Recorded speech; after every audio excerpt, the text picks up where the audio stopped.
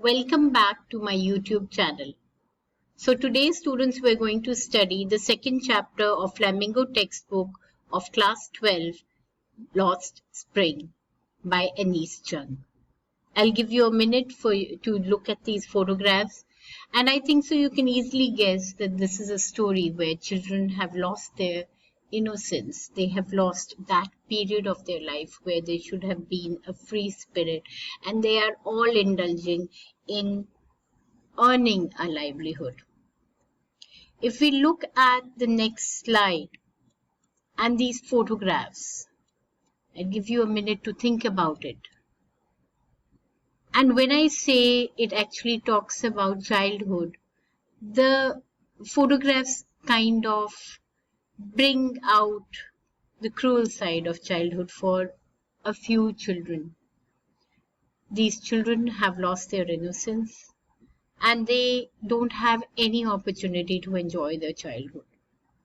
In this age of innocence where they must have had the urge to learn something new every day and innovate.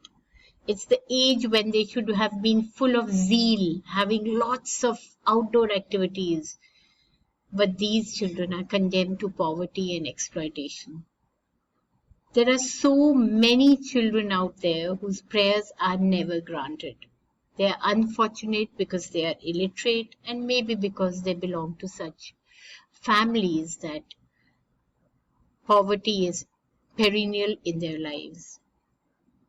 So this chapter treats Lost Spring as a metaphor. It is used for the loss of childhood of millions of child laborers in India. Spring is symbolic of joy, happiness, beauty, and hope. And childhood can be called the spring of a man's life.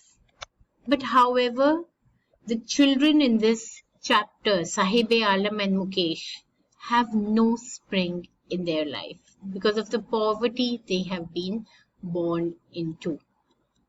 So what does the title have to say? It again talks about irony, that we call innocence and childhood as spring, but here the title has a tinge of irony. Children are the focus of joy and happiness, but ironically millions of children like Sahib and Mukesh, who are going to be the two main protagonists of two different stories in this chapter, are going to experience no spring in their lives, for their childhood is consumed in making a living through the poverty of Mukesh and Sahib. We're going to come to know about their stolen childhood. So let us learn something about author Anis Chung. She was born in Rourkela and spent her childhood and adolescence in Hyderabad. She received her education in Hyderabad and then went off to the US for further studies. Her parents were writers and she also began her career as a writer in India. There are two parts of the story. When we say two parts of the story, it talks about Sahib's story and the life of unfortunate rag pickers. Mukesh's story, who comes from the family of bangle makers. The first part talks about the writer's impression about life of the unfortunate rag picker. The author then watches Sahib, the rag picker, every morning who is always scrounging for gold in the neighborhood. The second part is about Mukesh, who comes from the family of bangle makers, but Mukesh is very different from the rest of the folks and he has dreams of becoming a motor mechanic. Now let us look at the first story, Sahib. His story is that of a rag picker, and the story is going to explore the problems he faces getting exposed to hazardous waste in the garbage dumps and walking about barefoot, no nourishment or clothes on his body, and Sahib is like any other child of a slum as a rag picker. They search the rags and garbage and try to find out coins. So now let us look at these stories in detail and look at every line. Why do you do this? I asked Sahib, whom I encounter every morning scrounging for gold in the garbage dumps of my neighborhood. Sahib left his home long ago, set amidst the green fields of Dhaka. His home is not even a distant memory. There were many storms that swept away their fields and homes, his mother tells him. That's why they left looking for gold in the big city where he now lives. I have nothing else to do, he mutters, looking away. Go to school, I said glibly, realizing immediately how hollow the advice must have sounded. There's no school in my neighborhood, and when they build one, I will go. So Sahib and his family have migrated to Seema Puri, which is on the outskirts of Delhi, because many storms have actually they have destroyed his home and fields in Dhaka in Bangladesh. And they're illegal immigrants who've migrated to the city in search of a better life in 1971. Why did Sahib leave his home long ago? This is the reason why he had to do that, because his home had been destroyed by the storms. There's an irony in his name, and that irony is, if I start a school, will you come? I ask half jokingly. Yes, he says, smiling broadly. A few days later, I see him running up to me. Is your school ready? It takes longer to build a school, I said, and I am embarrassed at making a promise that was not meant.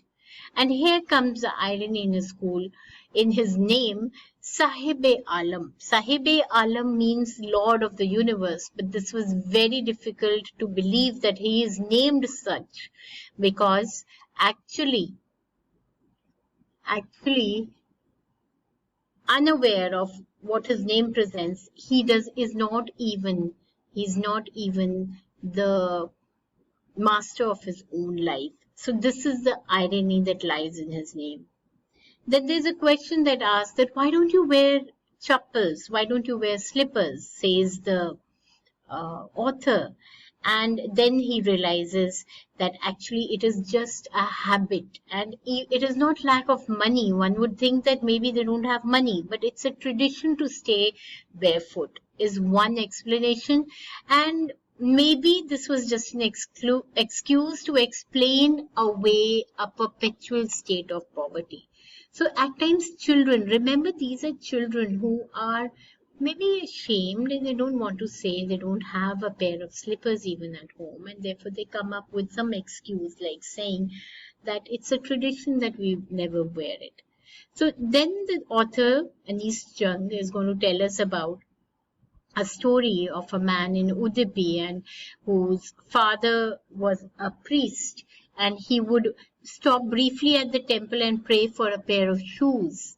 And therefore that prayer here was referred to the prayer that was granted, and the goddess had actually granted the priest's son with a pair of shoes, and he always wanted that ever to remain, and he never ever wanted anybody to steal that away from him, or he should be ever be without any pair of slippers. So that's what the prayer is referred to. And was it answered? Yes, it was answered. That's why the priest boy had a pair of slippers from then onwards. When we look at the next paragraph, we'll find the description of actually Seema Puri. And Seema Puri is on the outskirts of Delhi. And there's a very powerful statement made here by Anis Jung. She says that Seema Puri is a place on the periphery of Delhi, yet miles away from it metaphorically. On the periphery of Delhi means on the outskirts of Delhi. And yet miles away from it means that Delhi might have to some extent developed, and it is a better city day by day, and it's seeing a lot of progress.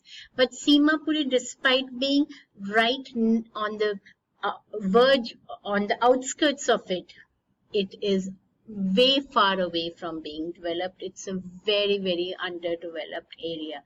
So that's how it is metaphorically referred to. So here it gives a description of how Seema Puri is a home for 10,000 rag pickers, and they've lived here for more than 30 years without an identity, without permits, without ration cards. And they say that food is more important for them than for survival than an identity.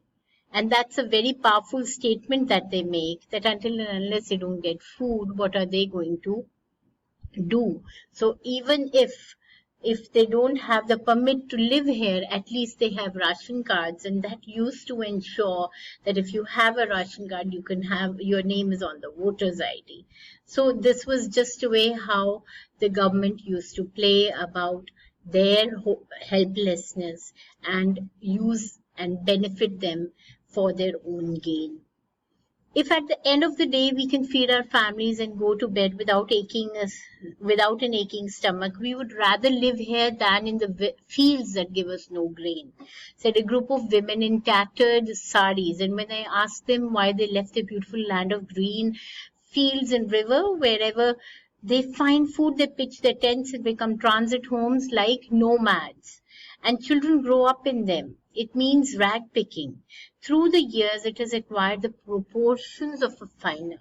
It means that now, even while looking at a heap of garbage, they could identify where is the possibility of finding something precious. So it had become, rag picking had become a piece of art. And garbage to them is gold, because anything that is precious is equivalent to gold for them.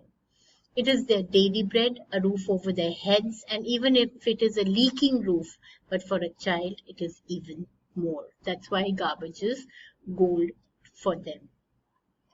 I sometimes find a rupee and even a 10 rupee note, Sahib says, his eyes lighting up. And it seems that for children, garbage has a different meaning from what it means to their parents. For children, it is wrapped in wonder. And for elders, it means it is a means of survival. That's how it's different, because for children, it's just something surprise. One winter morning, I see Sahib standing by the fenced gate of the neighborhood club, watching two young men dressed in white playing tennis. I like the game, he said, and hums content to watch it standing behind the fence. I go inside when no one is around, he admits, and the gatekeeper at times allows me to be there. So there are at times when you find that there are others who do pity them, and they allow them to use the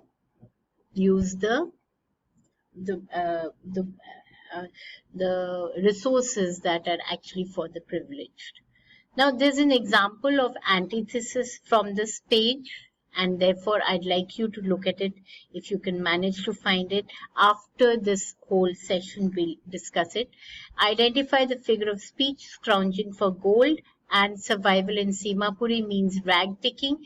Throughout the years, it has acquired a proportion of fine art. This is hyperbole, and scrounging for gold is also hyperbole. So if we look at this, Sahib is a rag picker. He's carefree, happy, enjoys food. And later onwards, we'll find that he has also been now engaged at a tea stall. And that is where he's working. Now, when he works there, he's not that happy. There's a deeper implication here, that somewhere down the line, he was happier when he was his own master. And he did not like his work at the tea stall because the steel canister seemed to be much more heavier than the garbage bag. And the hole in one of his shoes doesn't bother Sahib, because actually the fact that he has shoes to wear is much more important than having a hole. The steel canister seemed heavier than the plastic bag he would carry so lightly over his shoulders. Is an example of hyperbole. So we've studied the first portion of this chapter, and it talks about how Sahib, a rag picker, from being a carefree, happy, enjoying his childhood, later is employed as at the tea shop. He is careworn, unhappy, tired, and suppressed. and how the meaning of garbage has different meaning for children and adults. Now let us go to the second part of the story. The second part of the story is a Mukesh story, and he is a young boy that has been born into a family of bangle makers in Firozabad, an area famous for bangles, and all his family and all his neighbors were in the same business, and he has never known anything else. He is daring to dream beyond his situation, and Mukesh wants to be a motor mechanic. This story is going to narrate about of the bangle makers of Firozabad. The life of Mukesh at Firozabad is lost in misery and poverty. Mukesh lived with his elder brother, who was a bangle maker, and he wanted to be a driver and a motor mechanic, not all at all eager to continue bangle making. So let's go to the next portion. I want to drive a car. Mukesh insists on being his own master. I will be a motor mechanic, he announces. And do you know anything about cars? I ask. I will learn to drive a car, he answers, looking straight into my eyes. His dream looks like a mirage amidst the dust of streets that fill his town, Firozabad, famous for its bangles. Every other family in Firozabad is engaged in making bangles. It's the center of India's glass blowing industry, where families have spent generations working around furnaces, welding glass, making bangles for all the women in the land, it seems. Mukesh's family is among them. None of them know that it is illegal for children like him to work in the glass furnaces with high temperatures in dingy cells without air or light. And that law, if it is enforced, could get him and all those 20,000 children out of those hot furnaces where they slog daylight hours, often losing the brightness of their eyes. Mukesh's eyes beam as he volunteers to take me home, which he proudly says is being rebuilt. We walk down the stinking lanes, choked with garbage, past homes that remain covered with hovels, with crumbling walls, wobbly doors, no windows, crowded with families of humans and animals coexisting in primeval state. He stops at the door of one such house and bangs a wobbly iron door with his foot, and he pushes it open. We enter a half-built shack, and one part of it, thatched with the dead grass, is a firewood stove over which sits a large vessel of sizzling spinach leaves. On the ground in large aluminium platters are more chopped vegetables. A frail young woman is cooking the meal for the whole family. And here we get a description of how she is going to be in charge, how she is actually the one in charge of the three men in her family, her husband Mukesh and their father. And when the older man enters, she gently withdraws behind the broken wall and brings her veil close to her.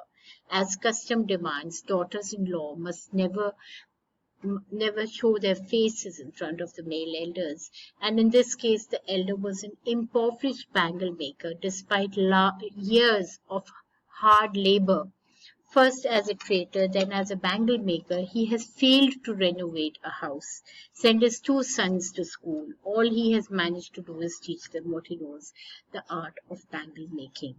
I'll go a minute at the previous chapter and let's look at the question, why does Mukesh's dream look like a mirage? It looks like a mirage because actually he is dreaming to become a motor mechanic. Later onwards in the story, we'll get to learn that. And his dream seems to be a mirage because it's very vague, and his whole family has always been into the bangle making process, into that profession. And to think of doing something other than that would be very, very difficult to become true. What is Mukesh's family unaware of? How would the awareness of it benefit them? They were totally unaware of the fact that it's illegal for children to work in such situations. And if they knew the law, they could get out of this deplorable situation. But actually, if you really ask me, I think so. They know about it, but there's not. They don't have that courage to actually voice it out, and we get to know that later onwards in the story. Mention the hazards of working in a bangle factory. These are actually, there are many health hazards. It usually employs small children. They work in glass furnaces, and those dingy cells are without air, without light. Somewhere down the line, they weld pieces of colored glass into circles of bangles. Therefore, they have to work in dark places, and their eyes are more adjusted to the dark than to the light outside. That is why they often end up losing their eyesight even before they become adults. And the blowing and the welding and the soldering pieces of glass are all health hazards. Even the dust from the polishing of the glass of the bangles is adversely affecting the eyes, and even adults go blind. So the surroundings and the prevailing conditions and the type of the job that is involved all prove to be risky to the health of these workers. Fine. So if you want to give a description of the frail woman in Mukesh's family, if you look at her, she was actually the wife of Mukesh's elder brother. And her eyes are filled with smoke of firewood because she's the one in charge of the house. And though not much older in years, she commands respect as the daughter-in-law of the house. And she adheres to the customs and the traditions. She veils her face before the male enters, and she gently withdraws behind the broken wall to not come in front of the person. Now, what did Mukesh's grandmother believe? This talks about the belief in destiny, that it's their destiny that their whole family is supposed to be bangle makers and nothing else. So she says that everybody's been like that.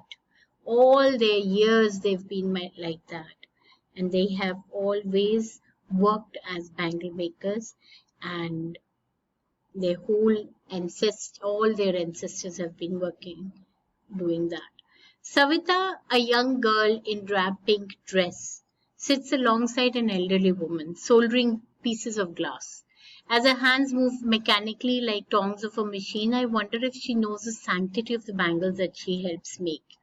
Now, when you talk about this, it actually talks about the possibility that they don't even know that the bangles are actually examples and they're symbols of being married and being happy in the institution of marriage. But here, the woman Savita, while she's making all these bangles, I don't think so she's even aware of the relation that bangles have with being married. She's just a young girl, and somehow they don't even get food for even one time. They have never enjoyed even one full meal in her entire lifetime. And they've known nothing except bangles. And looking at them, hearing them out, it seems as if they've not really achieved much. But when you talk to the eldest man in the family, he's happy that he has at least managed a roof over his head. Now, why do you think that for Mukesh, it might be very difficult? Because here even the young lament, it says here the young men echo the lament of their elders. Now, it means that their complaint, their cry for not having enough money to do anything except make bangles for a living which doesn't provide for them with an apt amount of food, this is something that every generation has been complaining about. So it's a repetition of what the older generation has been complaining about.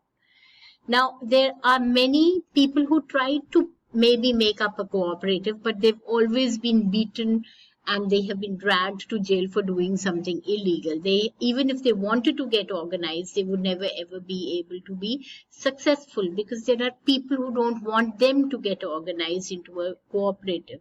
Otherwise, the middlemen and all the businessmen will lose a lot of money. So no one would help them to see things differently. Their fathers were as tired as they are, and all of them keep on talking about the same vicious circle. The vicious circle of sahukars and middlemen and policemen who are going to ensure that they always remain in this poverty. So they keep on talking about their endless poverty and their experiences. And the author sees two distinct worlds. One of the family that is caught in the web of poverty, and the other of the vicious sahukars who are going to ensure that they always remain in poverty. Now together they have imposed a baggage on the child he can't put down. He's aware that he has to take care of his father, of his family, and he is one who has to ultimately join bangle making industry. So the two worlds refer to the world of the family of the bangle makers and the world of the vicious circle. We can further go on to that detail. Then by the end of the story, you'll find that she asks whether Mukesh would ever think about becoming something else other than being a motor mechanic. Would he think of flying aeroplanes? But he says no, he doesn't want to do that, because a child's dream, again, it all depends upon what he is experiencing. And where he used to stay in Firozabad, very few airplanes used to fly over Firozabad. In fact, there were more of motors and cars that passed by their village. So when you listen to them, you'll find, when you look at them, when you read about them, somewhere that innocence is down the line lost. They have all the time being actually engaged in earning a living. So I hope you understand the innocence. Lost spring refers to lost innocence, the innocence that has been lost of these children who should have been carefree and enjoying their time, but they are engaged in means of survival.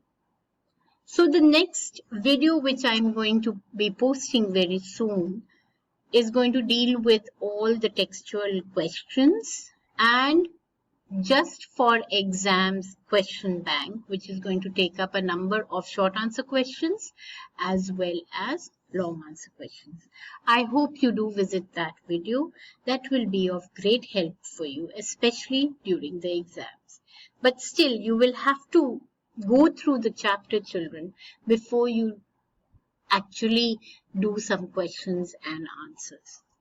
Thank you so much, and I hope you visit that video soon. Bye-bye.